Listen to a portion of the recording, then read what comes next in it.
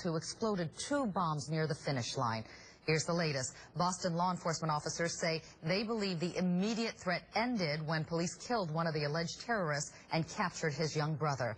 The American Civil Liberties Union has raised concerns about plans to question the 19-year-old bombing suspect without reading his Miranda rights. But Georgia U.S. Senator Saxby Chambliss says he should be deemed an enemy combatant to gain intelligence before he is Mirandized.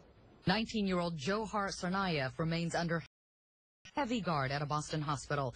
Investigators say he is in serious condition and unable to communicate. All the information I have is they acted alone, these 2 individuals, the brothers. Authorities captured the bleeding suspect Friday night as he hid in a boat sitting in the backyard of a home in Watertown. Officials are now casting a wider net in the complex investigation into what motivated Johar and his older brother, Tamerlan, to ignite a deadly bombing spree. 2 of Johar's classmates were arrested on Saturday in New Bedford on administrative immigration violations.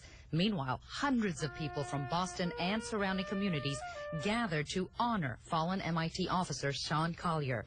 They held candles, signs, and waved flags as Collier's casket went by. He seemed by all accounts to be an amazing, adventurous, bright, and talented person. Investigators say it was Collier's murder that sparked a deadly manhunt for the 2 brothers suspected in the Boston Marathon bombings. And after 5 days of terror, the people of Boston are trying to move on. The city has never come together as strong as it is today.